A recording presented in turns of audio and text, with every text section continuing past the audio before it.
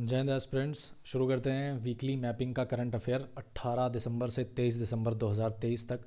ऐसे प्लेसेस जो कि न्यूज़ में रहे हैं, मैप के थ्रू हम उन प्लेसेस को भी देखेंगे और उनसे रिलेटेड जो करंट अफेयर बना हुआ है हमारे एग्ज़ाम के लिए जो महत्वपूर्ण है, उन करंट अफेयर्स को भी हम देखेंगे।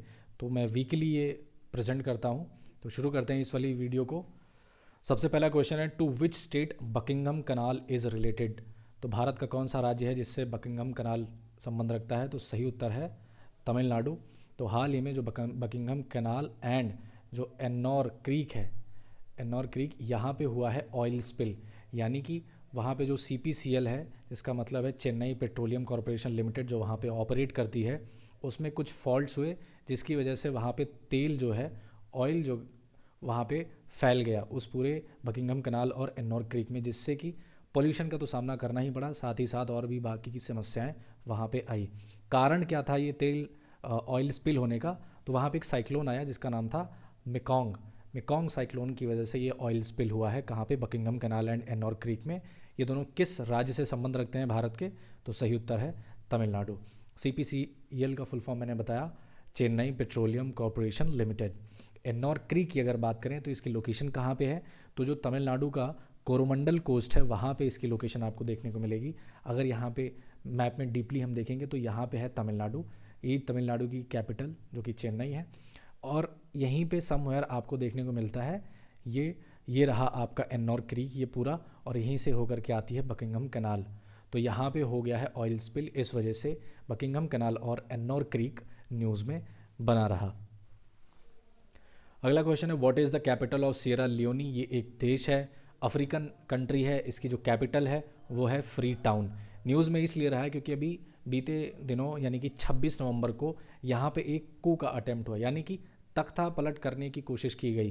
कारण क्या था तख्ता पलट करने की? क्योंकि वहाँ के जो प्रेसिडेंट हैं बायो, इनका सरनेम है बायो, इन्होंने री इलेक्शन करवाया और उसमें ये प्रेसिडेंट बने। उससे उससे लोगों का एक गुस्सा था। साथ ही साथ इलेक्शन तो री इलेक्शन तो करवाया ही, दोबारा इलेक्शन करवाया, लेकिन वहाँ पे इतने इकोनॉमिक चैलेंजेस हैं, इतनी प्रॉब्लम्स हैं, हाई कॉस्ट ऑफ लिविंग बहुत ज़्यादा है, मतलब समझ रहे हैं ना, बहुत ज़्यादा खर्चा है वहाँ पे, महंगी है बहुत सारी चीज़ें, गरीबी बहुत है। तो इस वजह से वहाँ पे तख्ता पलट करने की कोशिश की गई कि हम अपने नए लीडर को लेकर के आएंगे। तो ये रीज़न है जो कि सियरा लियोनी को न्यूज़ में बनाए रखा। अब इससे संबंधित एक और इम्पॉर्टेंट चीज़, वहीं पे ही एक ऑर्गेनाइजेशन है, आप ये समझिए एक ग्रुप है जिसका जिसका ये जो शॉर्ट फॉर्म है इकोवास, ECOWAS, जिसका फुल फॉर्म है economic community of West African states. तो ये जो कम्युनिटी है, ये जो ग्रुप है, इसकी रिस्पॉन्सिबिलिटी है कि उन जितने भी स्टेट्स हैं जो वेस्टर्न अफ्रीकन स्टेट्स हैं, उनमें जितनी भी प्रॉब्लम्स हों उनमें इंटरवेंशन करने की इसकी रिस्पॉन्सिबिलिटी होती है, ताकि जो कॉन्स्टिट्यूशनल स्टेटस है, जो कॉन्स्टिट्यूशनल ऑर्डर है, प्रॉपर लॉ एंड रेगुलेशन को वहाँ पे मेंटेन किया जा सके। तो ये पूरा वर्क है इकोवास का। टोटल कितने कंट्रीज़ हैं इकोवास में? तो टोटल हैं 15 कंट्रीज़ हैं। अगर आप इसको डीपली मैप में देखेंगे तो ये अफ्रीकन कॉन्टिनेंट है, यहाँ से ये वेस्टर्न अफ्रीकन एरिया है, और यहीं पे आपको देखने को मिलेगा सियरा लियोनी, जिसकी कैपिटल है फ्री टाउन। और ये रहे वो ग्रुप, इकोवास के ग्रुप, जिनमें कि टोटल 15 कंट्रीज़ शामिल हैं, जिसमें कि सियरा लियोनी भी शामिल है इस इकोवास नाम के ग्रुप में। ठीक है, नेक्स्ट क्वेश्चन है, Houthi seen recently in the news is related to which country. किस देश से संबंध रखता है? ये टर्म अभी बहुत न्यूज़ में रहा है, हाउथी किस देश से संबंध रखता है? तो सही उत्तर है यमन। यमन, यहाँ पे हौथी मिलिटेंट्स हैं, ये रेबल्स हैं जो कि यमन में रहते हैं। इन्होंने क्या किया, अभी हाल ही में रेड सी में कुछ कमर्शियल शिप्स थी जिनको अटैक किया और हाईजैक कर लिया। इस वजह से ये हौथीज़ जो हैं वो न्यूज़ में रहे हैं। अगर बात करें पर्टिकुलर यमन की, तो यमन मेंबर है कौन कौन से ग्रुप्स का? तो अरब लीग का मेंबर है, यूनाइटेड नेशंस का मेंबर है, नॉन अलाइन मूवमेंट इनका भी जो है मेंबर है, OIC यानी कि ऑर्गेनाइजेशन ऑफ इस्लामिक कॉपरेशन, इनका भी मेंबर है कौन? यमन। यमन की जो कैपिटल है वो है सना, और करेंसी यहाँ की है येमेनी रियाल। अच्छा, ये जो हाईजैकिंग हुई है इसी के रिगार्डिंग USA ने एक ऑपरेशन भी लॉन्च किया, जिसके थ्रू वहाँ पे जो रीजन है, अगर आप मैप में देखोगे तो ये रही कैपिटल इसकी साना, और ये रहा पूरा कंट्री यमन। तो यहीं पे आपको देखने को मिलेगा गल्फ ऑफ एडन, एंड यहाँ पे आपको देखने को मिलेगा बाब एल मंदब, ये स्ट्रेट है जो कि यमन और इधर इरिट्रिया जिबूती को सेपरेट करती है। ये जो हॉर्न ऑफ अफ्रीका है, इस वाली स्ट्रेट का नाम है बाब एल मंदब, और इधर है रेड सी। और थोड़ा नॉर्थ में जाएंगे तो यहाँ पे आपको देखने को मिलेगा ये है आपका मेडिटेरेनियन सी। तो यूएसए ने यहाँ पे, ताकि मेडिटेरेनियन सी और रेड सी वगैरह जो जोन है, यहाँ पे जो करप्शन और जितनी भी टेररिस्ट एक्टिविटीज़ होती हैं उनको प्रोटेक्ट किया जा सके, यानी कि उन टेररिस्ट एक्टिविटीज़ को रोका जा सके, इन एरियाज़ को प्रोटेक्ट किया जा सके। इसी के चलते यूएस ने भी इसमें कदम रखा है। यूएस की एक टास्क फोर्स है जो कि पर्टिकुलरली यूएस की तो नहीं है, CTF 153 यूएस की तो नहीं है, कई सारे देश इसमें शामिल हैं। तो ये टोटल टास्क फोर्स जो है कई सारे देश मिल के चलाते हैं, और उनका बस मेन मकसद ये है कि ये जो एरियाज़ हैं यहाँ पे ये जो पायरेट्स रिलेटेड प्रॉब्लम्स होती हैं उन प्रॉब्लम्स को कम किया जा सके। तो इस वजह से यमन जो है वो न्यूज़ में रहा है। यमन में ही यहीं पे एक प्लेस पड़ता है मोखा, MOCHA। ये इसलिए क्योंकि यहाँ पे एक कॉफ़ी का प्रोडक्शन होता है जो कि बहुत फेमस है, वर्ल्ड वाइड फेमस है, आपने सुना भी होगा मोका कॉफ़ी। तो ये इंपॉर्टेंट था, मुझे लगा आपको बता देना चाहिए। खैर आगे बढ़ते हैं। In which country Gelephu smart city project has been proposed recently? कौन से कंट्री में ये स्मार्ट सिटी प्रोजेक्ट प्रपोज किया गया? तो सही उत्तर है भूटान। तो भूटान जिसकी कैपिटल है थिम्पू और इसकी करेंसी क्या है? गुलत्रुम, जिसकी नोटेशन है जो है वो NU से किया जाता है। अच्छा, ये जो गैलेफू स्मार्ट सिटी प्रोजेक्ट है वहाँ के किंग ने, क्योंकि ये मोनार्क है, भूटान अभी भी मोनार्क चलता है, ठीक है। यहाँ पे जो हाईएस्ट रैंक का जो ऑफिशियल पोस्ट होता है वो राजा होता है, ठीक है। तो वहाँ के किंग ने ये स्मार्ट सिटी प्रोजेक्ट को अभी अनाउंस किया है। टोटल 1000 स्क्वायर किलोमीटर का ये प्रोजेक्ट होगा। इस एरिया में पूरा स्मार्ट सिटी जो है वो इस्टेब्लिश की जाएगी।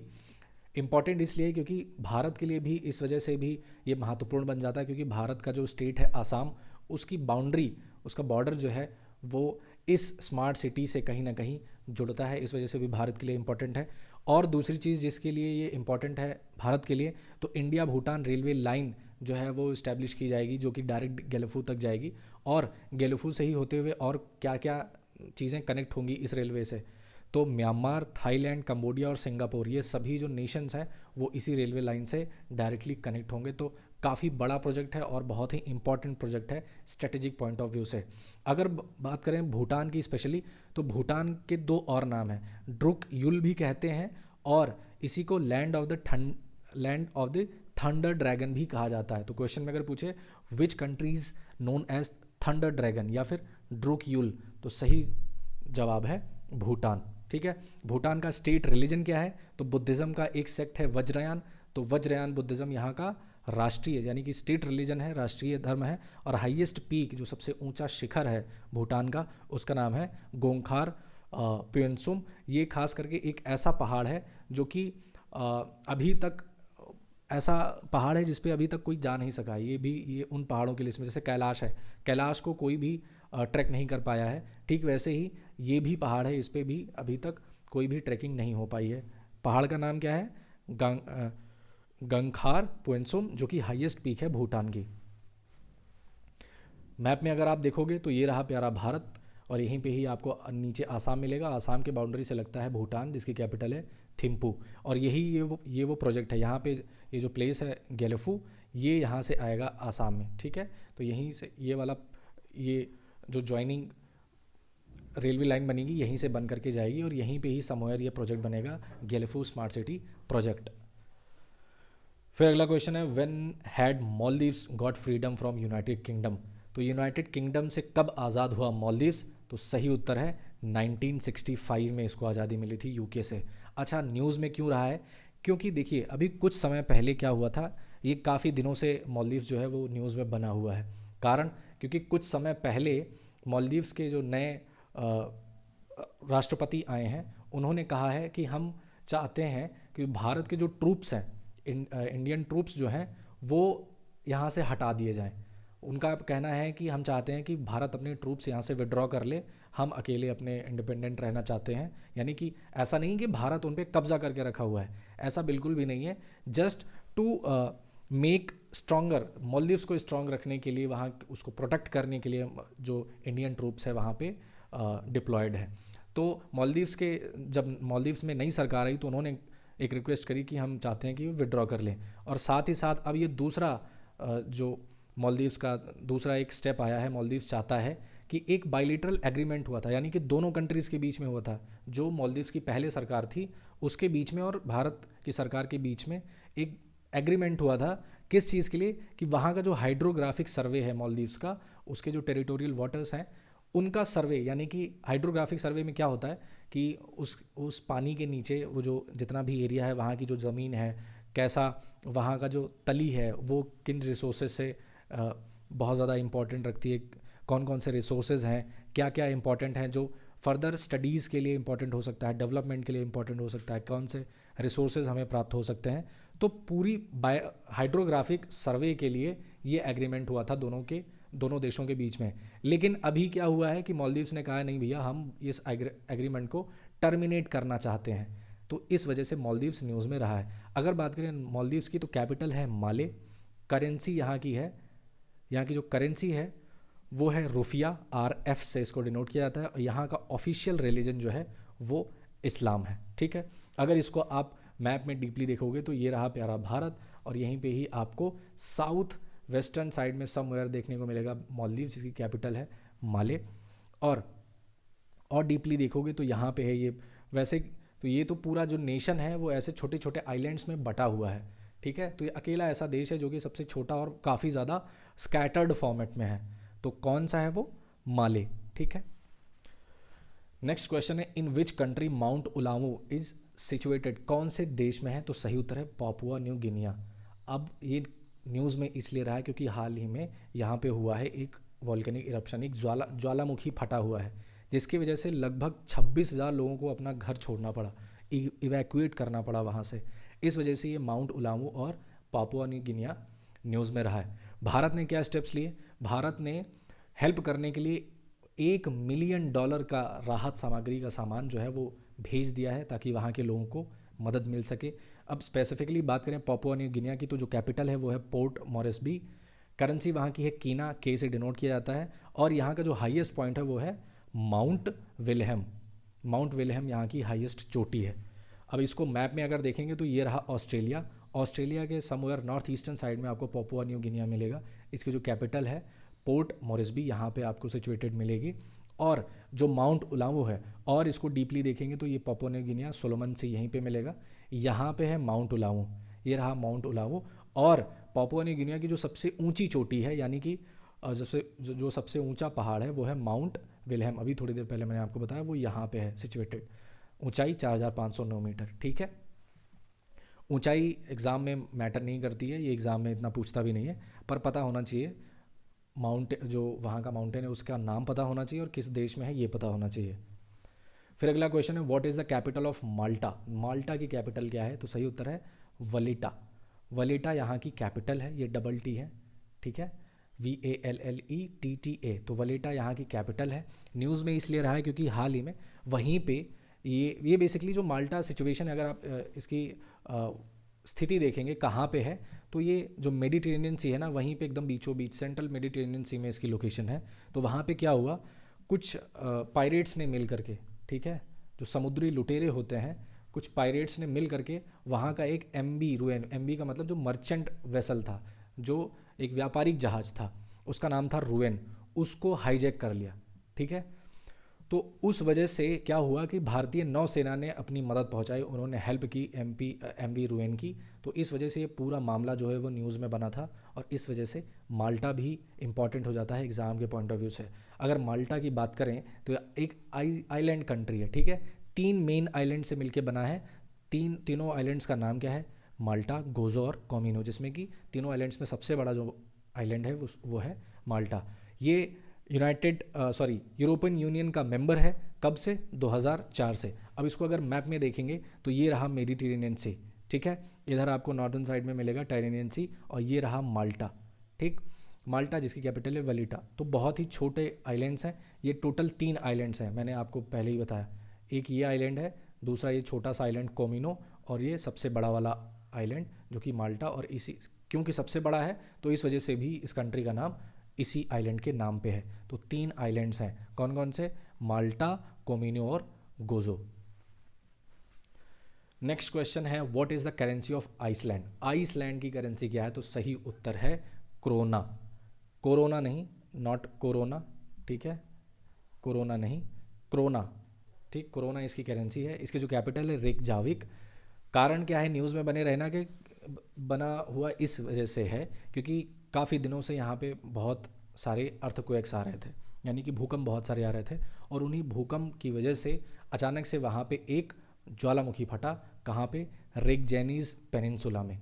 तो इस वजह से आइसलैंड बहुत ही इंपॉर्टेंट हो जाता है, ठीक है। अगर बात करें आइसलैंड की तो ये नेटो का मेंबर है। कब से? 1949 में। 1949 में ही नाटो का इस्टेब्लिशमेंट भी हुआ था और तभी से ये नाटो का मेंबर भी है।